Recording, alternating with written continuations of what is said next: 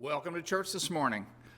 I'm Kleber Van Zant, minister of the Unitarian Universalist Congregation of Venice, where we haven't had an in-person worship service on a Sunday morning since last March.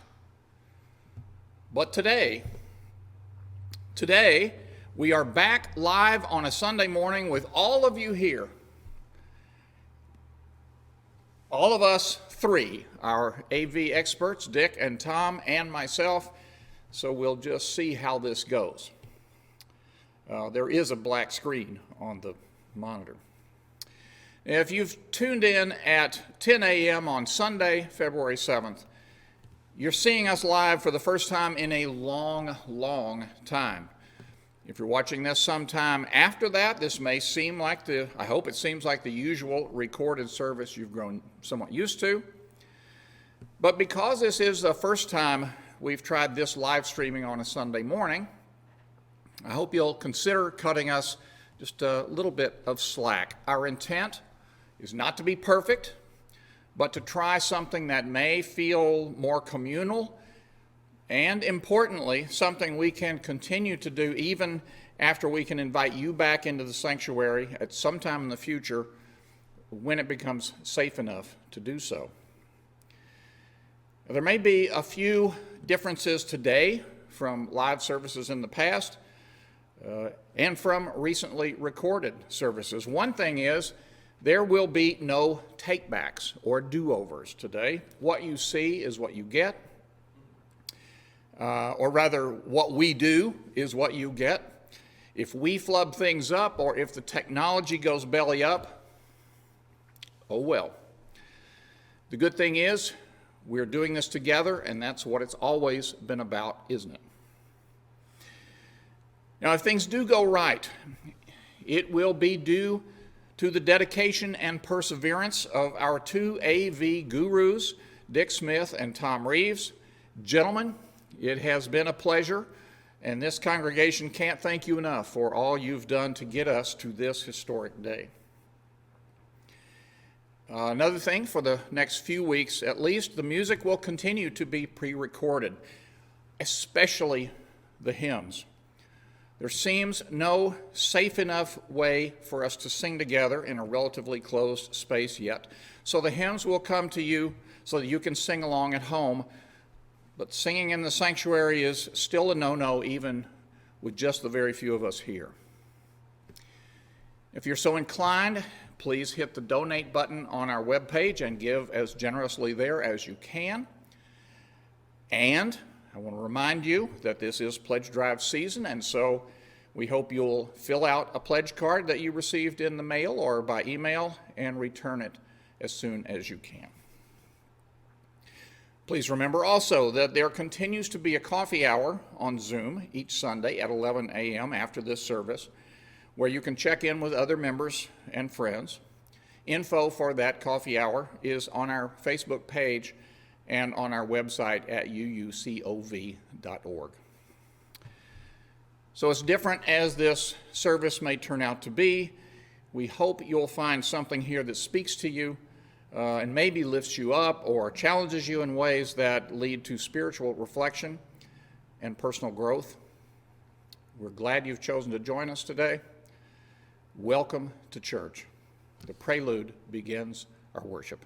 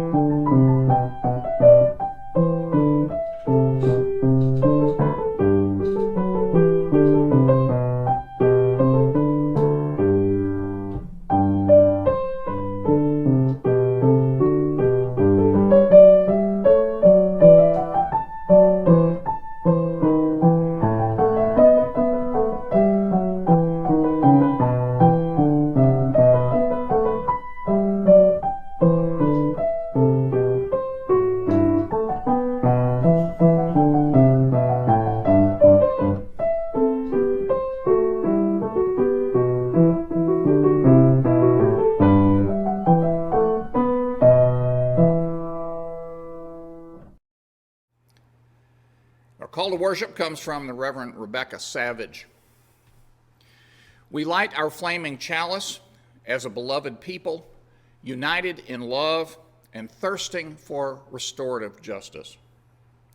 May this flame melt away the tethers that uphold whiteness in our midst.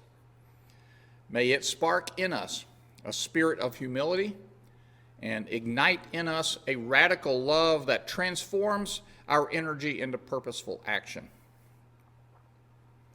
This chalice of audacious hope shines a light on our shared past, signaling our intention to listen deeply, reflect wisely, and move boldly toward our highest ideals.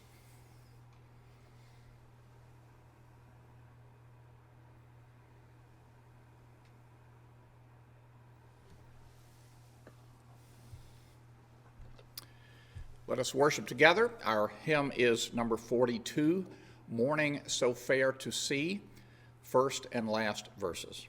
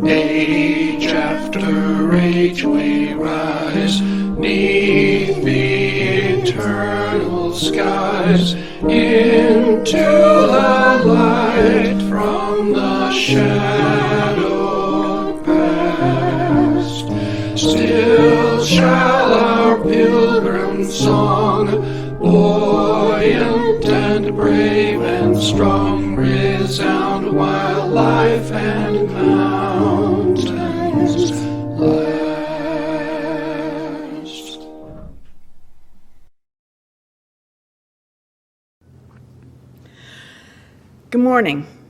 My husband Ralph and I are new members, snowbirds, spending 6 months here and 6 months in upstate New York. In January of 2017, we were 3-month renters in Venice. I needed security and sanctuary from a world I wasn't understanding. I needed a safe place for my fear and a nurturing place where I could explore my spirituality and continue questioning and learning. We'd been to UCOV a few times and participated in some programs. It seemed right to come here. The weekly message was helpful, but the people connection wasn't there. And when we returned to New York, it was mostly out of sight, out of mind. We're still part of a Binghamton congregation. It feels like having a foot in each place, rather like having one foot in a boat and the other on the dock. To be securely moored, you need a rope, well tied at each end, connecting your boat to something secure. It's a balancing act. And we aren't spiritually moored at the Venice end, or we weren't. When in New York, it was easy to disconnect from UCOV. Each year when we returned to Venice, we weren't fully committed to tying our rope to the UCOV dock. We attended services but didn't feel really connected with the congregation. Connection really doesn't work well when you aren't securely tied. A loose loop works well for a while, but it isn't secure. UCOV offered a secure cleat to tie up and connect, but we didn't quite get the loop around it well enough to pull our boat to the dock. We remained at a distance. All that changed in 2020 with isolation in a world of Zoom and YouTube. This past summer in New York, we were not fully disconnected from UCOV. It was not out of sight, out of mind. I could follow the group through Facebook. I could Zoom book club. We could see the church and the service on YouTube. It brought us closer to the UCOV congregation. It felt good to be in your presence, even if it wasn't physical. It was a virtual rope pulling us closer to the dock. It felt good. It felt like home. It felt right. Ralph and I decided it was time to deepen our connection to UCOV while still maintaining our commitment to our New York congregation. We had learned of the UCOV socially distant sunset gatherings on Facebook. When we returned in the fall, we started attending. We attended the Pathways classes and made the commitment to join UCOV, looping and tying our rope around the waiting and secure UCOV cleat. The Pathways leaders connected us to the mat-making group and a small fellowship group, all that by Zoom. In isolation, we've had time to get to know and be more involved in the UCOV connection. And even in, and perhaps because of, a Zoom world, we feel we have made new friends and engaged our spirit. UCOV has been welcoming and nurturing. We wanted to commit to UCOV, pull in, tie up, connect, and help support UCOV as best we could so it could remain secure. We're most grateful to have found an opening and accepting congregation, north and south, and a Zoom world that enables us to be connected to both. In order to keep UCOV secure, we're filling out our pledge card and returning it. Thank you. Hi, I'm Kathy Avery, Director of Religious Education. I am her helper. What's your name? Cece. Cece. Our kids have their own religious education by Zoom each Sunday at 10 a.m. If you'd like to attend or to help your child attend, info can be found on our website at ucov.org or on our Facebook page. This week, I'll be reading Westlandia. I will help read because I can read. Westlandia by Paul Westman. Fleischmann, illustrated by Kevin Hawks. Of course he's miserable, moaned Wesley's mother. He sticks out like a nose, snapped his father. Listening through the heating vent, Wesley knew they were right. He was an outcast from the civilization around him.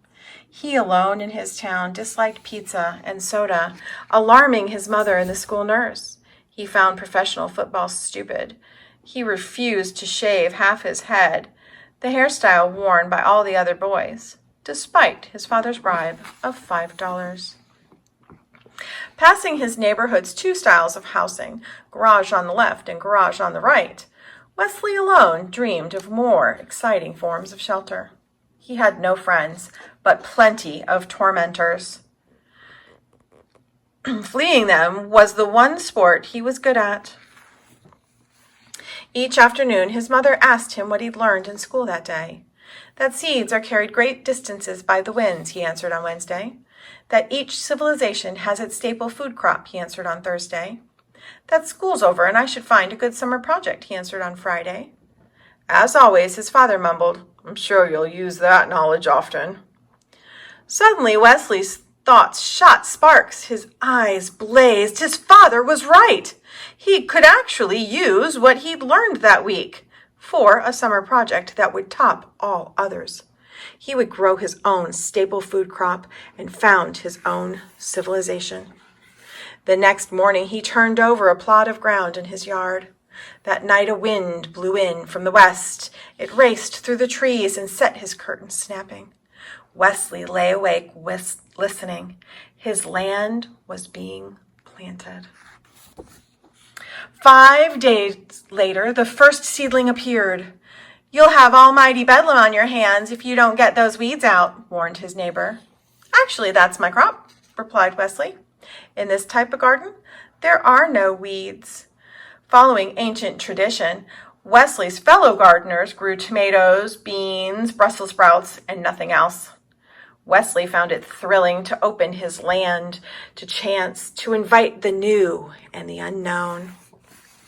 Plants shot up past his knees, then his waist. They seemed to be all of the same sort. Wesley couldn't find them in any plant book. "Are those tomatoes, beans, or Brussels sprouts?" asked Wesley's neighbor. "None of the above," replied Wesley. Fruit appeared, yellow at first, then blushing to magenta. Wesley picked one and sliced through the rind to the juicy purple center. He took a bite and found the taste an entrancing blend of peach, strawberry, pumpkin pie, and flavors he had no name for.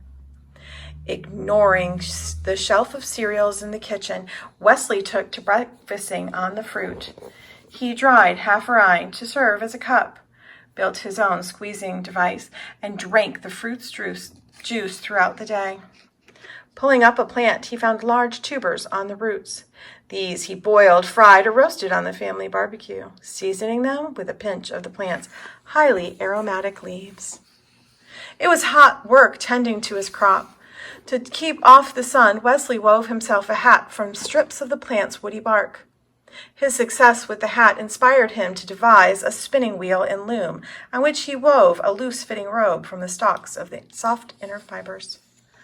Unlike jeans, which he found scratchy and heavy, the robe was comfortable, reflected the sun, and offered a myriad opportunities for pockets. His schoolmates were scornful at first, then curious. Grudgingly, Wesley allowed them 10 minutes apiece at his mortar, crushing the plant seeds to collect the oil. This oil had a tangy scent and served him both as suntan lotion and mosquito repellent. He rubbed it on his face each morning and sold small amounts to his former tormentors at the price of $10 per bottle. "What's happened to your watch?" asked his mother one day. Wesley admitted he no longer wore it. He told time by the stalks he used as a sundial and had divided the day into 8 segments, the number of petals on the plant's flower.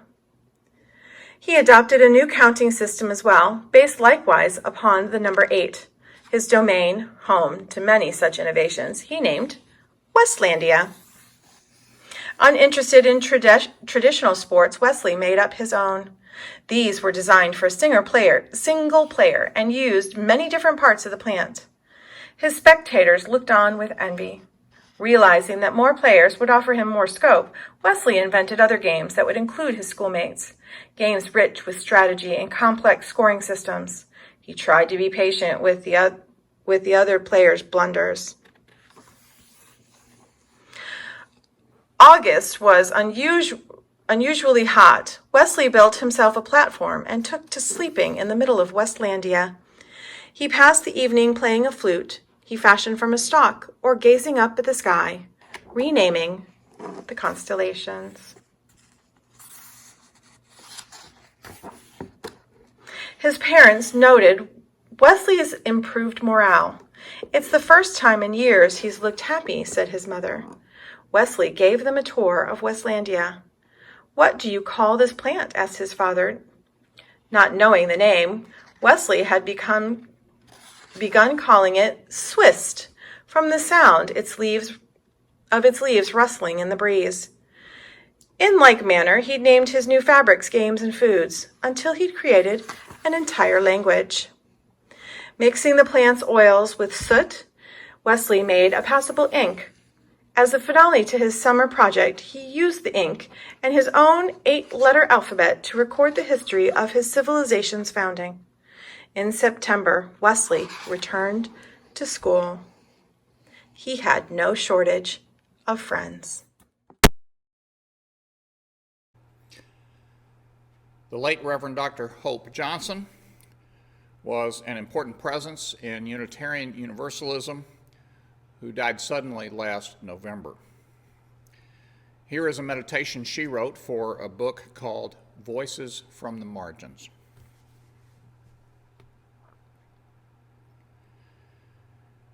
We are one, a diverse group of proudly kindred spirits, here not by coincidence, but because we choose to journey together, learning to love our neighbors, learning to love ourselves, apologizing and forgiving with humility,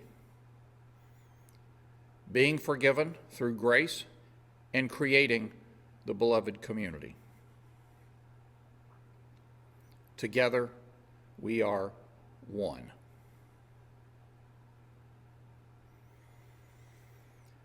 We lift up those in this community who face change, challenge, or loss today as we hold within our hearts all who suffer. And now we pray, each in our own ways, into the silence.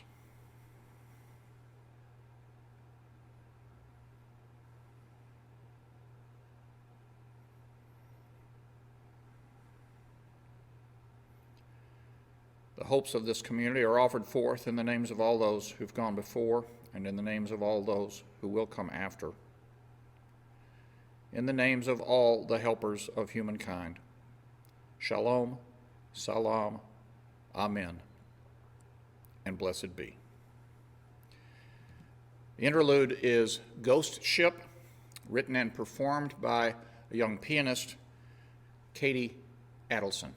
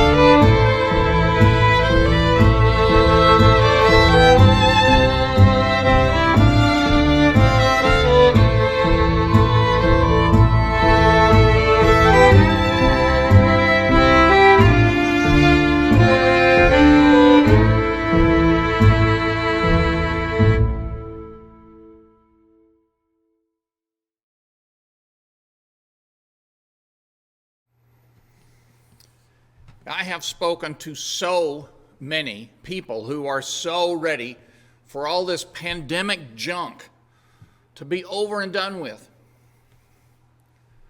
If you're happy with the way things are right now, then I guess I haven't heard from you. I think most everybody is ready to get beyond this mess with all the reports of COVID variants and the numbers of new cases piling up every week, and the number of COVID-related deaths in the United States alone, reported ones anyway, topping 460,000 as of today. If you've gotten your vaccination, congratulations. That is an amazing thing. If not, there is some information about strategies you might try on our Facebook page and in our email blasts. I hope those things will help you get a vaccination for yourself and for your loved ones. For many of us, it's apparently going to take maybe months to be vaccinated. Regardless, we're tired of it all. Tired of the quarantining, tired of chasing vaccines, tired of being alone, or tired of trying to do our jobs while we homeschool our kids and nurse our sick relatives and take care of everything else in our houses all the time without a break. At this point, the world we dream about is one with just the tiniest bit of normal in it. One where we could get back together, see each other, and imagine this: talk to each other with our entire faces uncovered so that we could talk and hear and understand each other again. Alas, such a lovely world remains, for now, a dream. Here at church, I hope you will rest assured that many of us are actively planning for such a dream world to become a reality at some point in the future, whether near or far. Not that any of us can predict when that glorious day will come, but we are not only dreaming here, but planning and preparing now for whenever that dream may happen. One thing that has concerned me over this protracted period of pandemic is that the dream world we used to hold out before us, the one based on our principles and a commonly held thirst for justice and equity, that world may have, of necessity perhaps over this difficult time, may have shrunk to become the one I just talked about, a dream world based on our own personal longings for contact and connection and community. But that other dream world has not gone away. Maybe it's gone dormant in some ways, but it has not evaporated.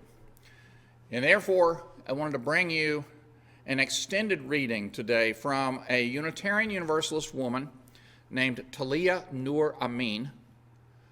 Dr. Amin is a scholar and teacher who holds degrees from the State University of New York at Buffalo, from Virginia Tech, from Temple University. She is also an organizing board member of Black Lives of Unitarian Universalism, commonly known as BLUU, Blue. In a talk Dr. Amin gave back in the old world, in the long time ago before COVID, she said this: "When I go to congregations across the country, as an educator, I'm always interested in what's happening in RE, particularly in adult religious education. And when I'm seeing more bridge clubs and knitting circles than opportunities for theological study and religious engagement, I wonder if we haven't become a kind of a glorified country club, which I don't think is what the term beloved community means." End quote. Okay, so we used to have bridge clubs and maybe a knitting club. And I know we weave masks for the homeless, which is a different thing altogether. But Dr. Amin is not saying that those things, those more sociable things, are problematic on their own. She's not saying that. She's saying that if that's all you do, if you have more of those than you have of Socrates cafes and Plato circles and other programming focused on religious engagement, then there might be an issue. She continues, "I struggle when white UUs tell me how much Unitarian Universalism has been a gift to them because it surrounds them with like-minded people. because it has been a refuge from the spiritual trauma that they experienced in other places. And she says, while I'm glad that our shared faith provides a safe haven for those who've experienced exile from other faith communities, that's a part of my story too. End quote. Now, I know for me, when I first entered Unitarian Universalist congregation many years ago, I too felt some scarring from past church experiences. When I first visited there, I probably didn't want to hear those religious sounding words or do those religious looking rituals anymore. It took me some years to figure out, but I was eventually able to reclaim some of the helpful parts of my past and begin to understand the not so helpful. I don't want to insinuate that it was easy. It took a lot of work, and maybe it's not ever really over, but it's better, for me anyway. Dr. Amin went further, quoting my friend, the Reverend Kim Hampton. Reverend Kim, she said, reminds us that Unitarian Universalism has to do more than be a spiritual emergency room. You see, nobody lives in the emergency room. Our faith communities have to spur deeper religious growth and principled engagement. I'll tell you a story. A few months back, she says, I was at a congregation in the South, and I had done a little speech, and we had moved into breakout rooms. And I'm in this room, I'm in this room, and I ask, so what is it about the way you understand your faith that would call you to be committed to dismantling white supremacy?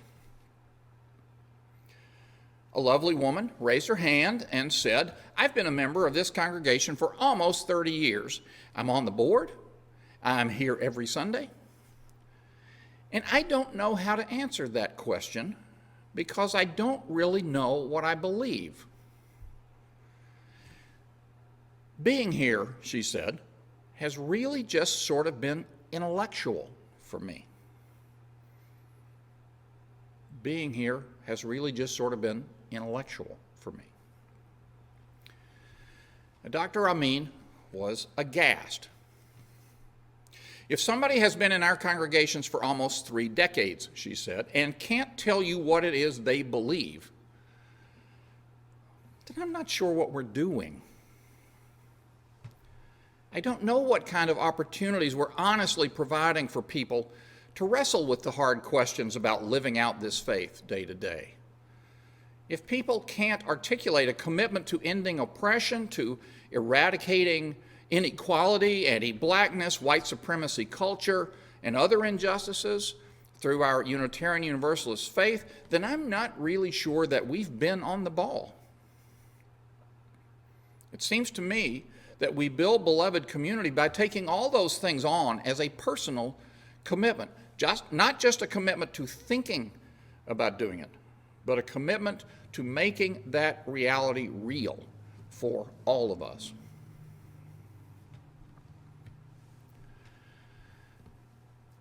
Now, I hope you might think about this for a while. But I can tell you right now that I agree with Talia Nur Amin.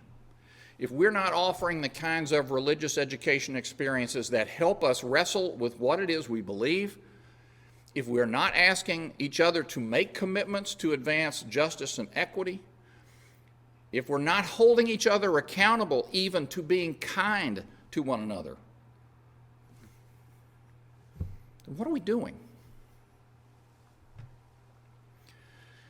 Now, I know this sort of harder and more complicated work might have taken a back seat to our personal wants and needs this past year.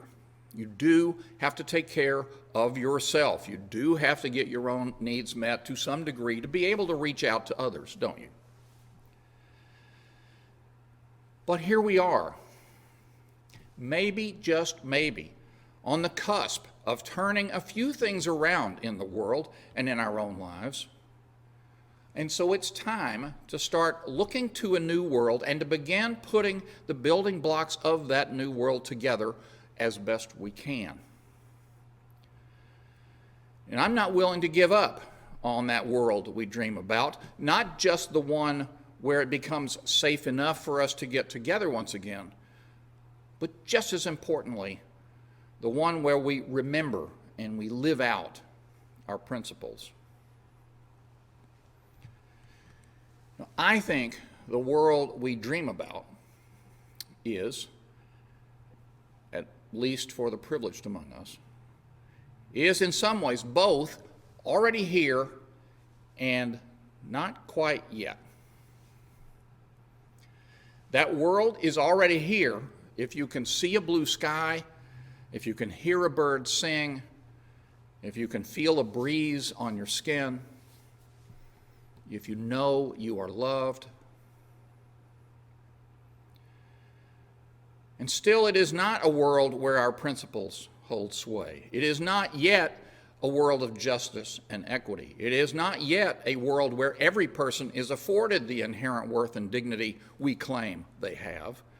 It is not yet a world where we care for the interconnected web of all existence in all the ways we should. It is not yet a world in which we have built the beloved community.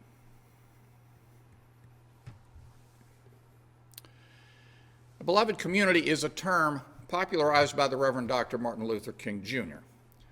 For Dr. King, the beloved community was not a pie-in-the-sky utopian goal where the lions would lie down in idyllic harmony with the lambs. Rather, the beloved community was for him a realistic goal that would be achieved when a critical mass of people committed themselves to a global vision of all people sharing the wealth and the beauty of the earth. In Dr. King's vision, poverty, hunger, and homelessness would be eradicated because international standards of decency simply wouldn't allow for such things. International disputes would be resolved not by military power, but by conflict resolution and peaceful reconciliation. Racism and discrimination, bigotry and prejudice would be replaced by a spirit of sister and brother and siblinghood. Love and trust would triumph over fear and hatred. Peace with justice would prevail. Dr. King didn't say there'd be no arguing in this beloved community. Indeed, he was well aware that conflict is inevitable in human affairs. But he did believe that conflict could be resolved through peaceful means, ending in a spirit of friendship, goodwill, and mutual cooperation.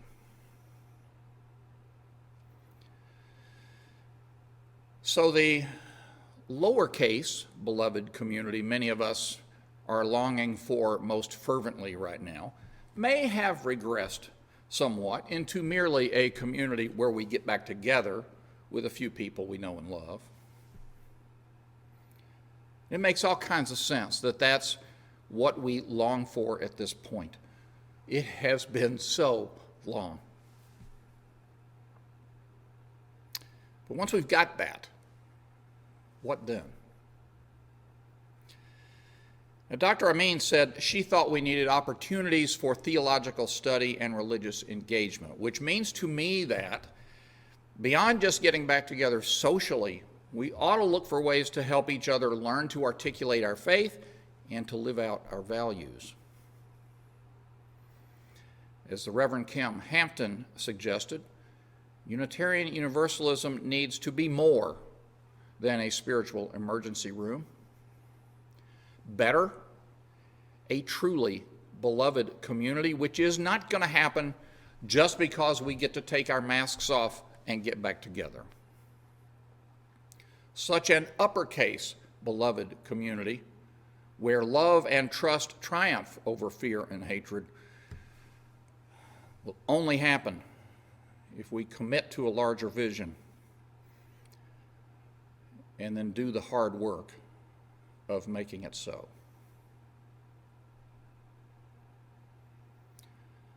So may it be. Our hymn is number 39, Bring, O Morn, Thy Music, first verse.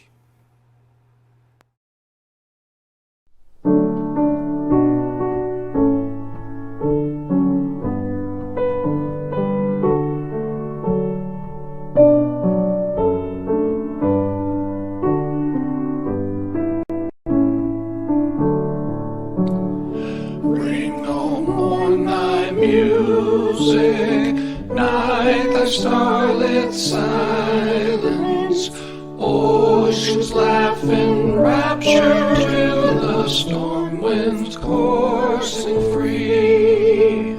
Suns and planets chorus, praise to thee most holy, who was and is and evermore shall be.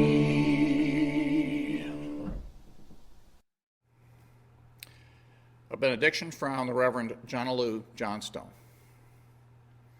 When we can truly celebrate the diversity of contributions and talents offered by all people, we shall overcome hatred and prejudice and oppression.